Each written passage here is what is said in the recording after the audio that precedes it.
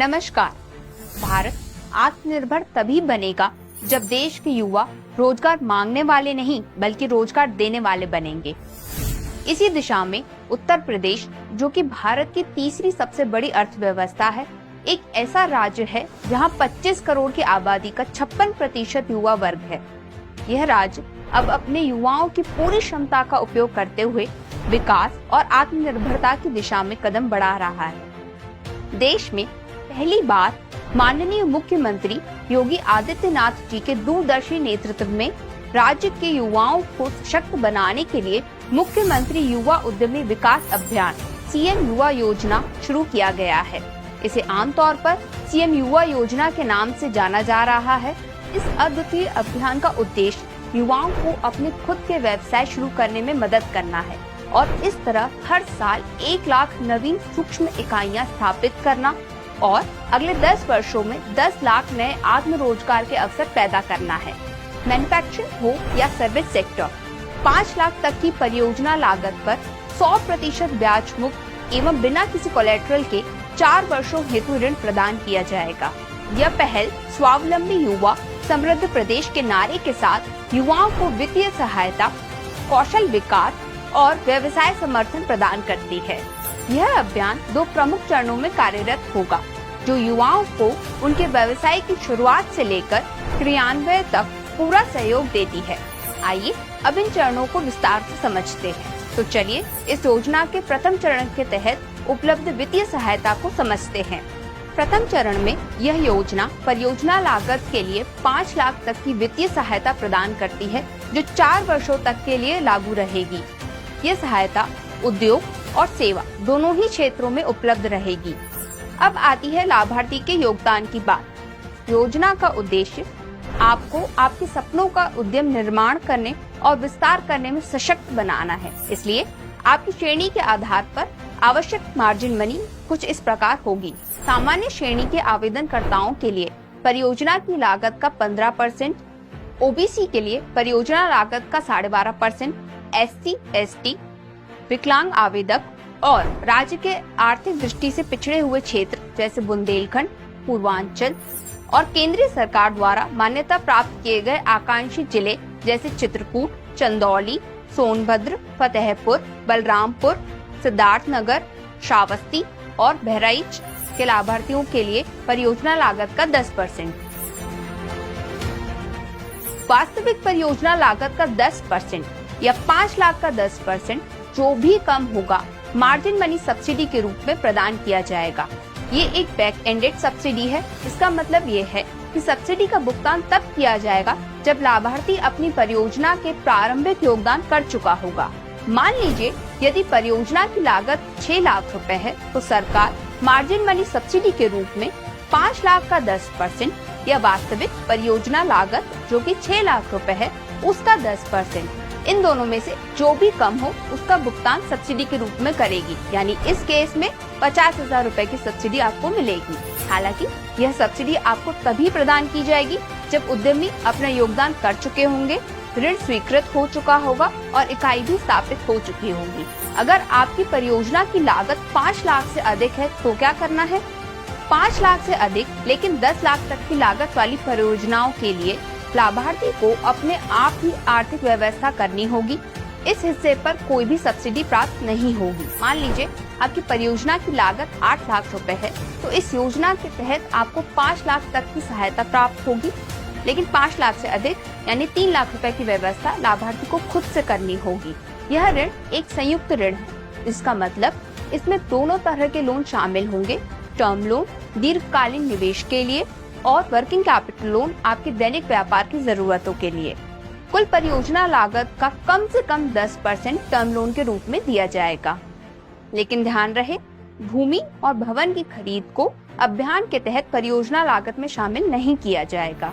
अब आइए स्पष्ट करते हैं यहाँ पे कि उद्योग और सेवाओं से हम क्या समझते हैं। उद्योग उस विनिर्माण क्षेत्र को संदर्भित करता है जैसा कि सूक्ष्म, लघु और मध्यम उद्यम विकास अधिनियम 2006 में परिभाषित किया गया है। वो सभी इकाइयां जो विनिर्माण में शामिल हैं, उन्हें उद्योग के रूप में वर्गीकृत किया जाएगा। सेवा क्षेत्र उन इकाइयों को संदर्भित करता है जो व्यापार या विनिर्माण में शामिल नहीं है, बल्कि किसी भी प्रकार की सेवा प्रदान करने में शामिल है। यह योजना ब्याज सब्सिडी, CGT MSE कवर और back ended margin money subsidy का संयुक्त लाभ प्रदान करती है। आइए समझते हैं कैसे। 5 लाख तक की परियोजनाओं के ऋण पर 4 वर्षों के लिए 100% ब्याज सब्सिडी दी जाएगी। इसका मतलब कि इस अवधि के दौरान आपको कोई भी ब्याज देने की जरूरत नहीं है। यह सब्सिडी त्रैमासिक आधार पर दी जाएगी, लेकिन इस सब्सिडी को प्राप्त करने के लिए आपको नियमित रूप से भुगतान करना होगा और किसी भी विलंबित भुगतान से बचना होगा। बैंक या वित्तीय संस्थान द्वारा विलंबित भुगतान पर जो भी पेनल्टी ब्याज लगाया जाएगा, वह ब्याज इस सब्सिडी के तहत कवर नहीं किया जाएगा। इस योजना में 6 महीने का मॉरिटोरियम पीरियड भी दिया गया है, यानी 6 महीनों के लिए आपको किसी भी प्रकार का भुगतान नहीं करना होगा। ये योजना आपको बिना ऋण की चिंता किए अपना व्यवसाय स्थापित करने के लिए समय देती है। इस योजना में ऋण गारंटी भी सरकार द्वारा कवर की जाएगी, जिससे आपको बिना किसी कोलेटरल के ऋण प्राप्त करना आसान होगा। CGT MSE कवर के लिए 4 वर्षों तक आवश्यक धनराशि का भुगतान भी राज्य सरकार द्वारा किया जाएगा।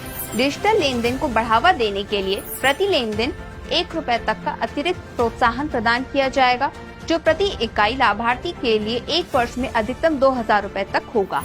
इस योजना का लाभ लेने के लिए आप ये सुनिश्चित करें कि आप मुख्य योग्यता मानदंडों को पूरा करते हो, जो कि हैं कि आवेदक उत्तर प्रदेश का निवासी होना चाहिए। आवेदक की आयु 21 वर्ष से 40 वर्ष तक के बीच में होनी चाहिए। आवेदक को कम से कम कक्षा 8 तक की शिक्षा पूरी करनी होगी। जो आवेदक कक्षा 12वीं या समकक्ष योग्यता प्राप्त है, उन्हें प्राथमिकता दी जाएगी।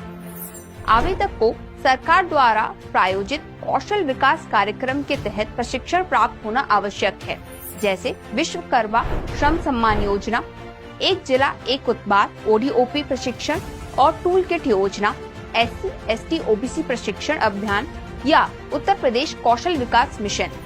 वैकल्पिक रूप से उनके पास किसी मान्यता प्राप्त संस्थान से कौशल संबंधी क्षेत्र में प्रमाण पत्र, डिप्लोमा या डिग्री होना चाहिए। आइए अब समझते हैं आवेदन की प्रक्रिया। आवेदकों को अपने आवेदन पत्र ऑनलाइन आधिकारिक MSME पोर्टल msme.up.gov.in के माध्यम से जमा करना होगा। सभी आवश्यक दस्तावेज अपलोड करें, जिसमें आयु प्रमाण जैसे आधार कार्ड या जन्म प्रमाण पत्र, शैक्षिक योग्यता प्रमाण पत्र, प्रशिक्षण या कौशल प्रमाण पत्र, व्यापार अभियान या परियोजना प्रस्ताव और पता प्रमाण शामिल रहेगा। आवेदन पत्रों की समीक्षा और सत्यापन जिला कार्यक्रम प्रबंधन इकाई DPMU द्वारा किया जाएगा। सत्यापित आवेदन पत्र संबंधित बैंकों को प्रोसेसिंग के लिए भेजे जाएंगे। बैंक परियोजना प्रस्ताव का मूल्यांकन करेगी और स्वीकृति या अस्वीकृति जारी करेगी। स्वीकृति मिलने पर सब्सिडी और वित्तीय सहायता सीधे आवेदक खाते में जमा कर दी जाएगी। ऋण राष्ट्रीयकृत, अनुसूचित, ग्रामीण और अन्य RBI द्वारा अनुमोदित वित्तीय संस्थानों के द्वारा प्राप्त किया जा सकेगा। लेकिन ध्यान रहे, कुछ प्रकार की परियोजनाएं इस योजना के तहत वित्तीय सहायता प्राप्त करने के लिए अयोग्य हैं। नकारात्मक सूची में जो उत्पाद शामिल हैं, वो कुछ इस प्रकार हैं: शराब या फिर पेय पदार्थ जिसमें एरेटेड ड्रिंक्स और कार्बोनेटेड ड्रिंक्स भी शामिल है, तंबाकू उत्पाद जैसे कि गुटखा, पान मसाला, पटाखे और प्लास्टिक बैग, विशेष रूप से वो जो 40 माइक्रोन से कम है या जो केंद्रीय या किसी राज्य सरकार द्वारा प्रतिबंधित हो। इसके अतिरिक्त कोई भी अन्य उत्पाद जो सरकार द्वारा समय समय पर प्रतिबंधित किया जाएगा, वो भी इस योजना के लिए अयोग्य माना जाएगा। वो लाभार्थी जिन्होंने पहले चरण की वित्तीय सहायता 4 वर्षों के भीतर पूरी तरह से प्राप्त कर ली और पूरे ऋण की राशि का भुगतान कर दिया हो, वे दूसरे चरण की वित्तीय सहायता के लिए आवेदन कर सकते हैं। इस विस्तार चरण के लिए अधिकतम परियोजना लागत 10 लाख रुपए तक मान्य है। हालांकि इंटरेस्ट सब्सिडी ऋण राशि के 7.5 लाख रुपए तक या पहले चरण में प्राप्त किए गए ऋण का 2 गुना, जो भी कम हो उसका 50% तक सीमित रहेगी और यह 3 वर्षों की अवधि के लिए लागू रहेगी। अब समझते हैं कि ये कैसे काम करेगी। स्टेप 1, पहले चरण में आपने जो ऋण लिया है उसे 2 गुना करें। स्टेप 2, इस दोगुनी राशि की तुलना करनी है 7.5 लाख रुपए से और इन दोनों में से जो भी कम हो उसे आपको चुनना है। स्टेप 3, दूसरे स्टेप में जो राशि आपने चुनी है उसके इंटरेस्ट का 50% तक जो कैलकुलेट किया जाएगा वही आपको इंटरेस्ट सब्सिडी के रूप में प्राप्त होगा। उदाहरण के लिए मान लेते हैं आपने पहले चरण में 3 लाख रुपए तक का ऋण लिया और दूसरे चरण में 7.5 लाख रुपए तक का ऋण ले रहे हैं, तो पहले चरण के ऋण की दोगुनी राशि यानी 6 लाख रुपए 7.5 लाख रुपए से कम है। 7.5 लाख रुपए से कम होने के कारण सब्सिडी 6 लाख रुपए पर आधारित रहेगी। वहीं अगर आपने पहले चरण में 4 लाख रुपए तक का ऋण लिया है और आप दूसरे चरण में 7.5 लाख रुपए का ऋण ले रहे हैं, तो 8 लाख रुपए पहले चरण का दोगुना 7.5 लाख रुपए से अधिक होने के कारण सब्सिडी 7.5 लाख रुपए तक आधारित रहेगी। इस प्रकार सरकार एक निश्चित राशि पर ब्याज का आधा हिस्सा भुगतान करेगी, लेकिन यह 7.5 लाख रुपए के ब्याज से अधिक नहीं होगा। सही राशि इस पर निर्भर करेगी कि आपने पहले चरण पर कितना ऋण लिया है। यह ऋण बिना कोई संपत्ति गिरवी रखे मिलेगा और परियोजना लागत का कम से कम 10% टर्म लोन के रूप में फंड किया जाएगा। वर्कशॉप और वर्कशीट की लागत को समग्र परियोजना लागत के हिस्से के रूप में स्वीकार किया जाएगा। आपकी श्रेणी के आधार पर आवश्यक मार्जिन मनी पहले चरण की तरह ही रहेगी।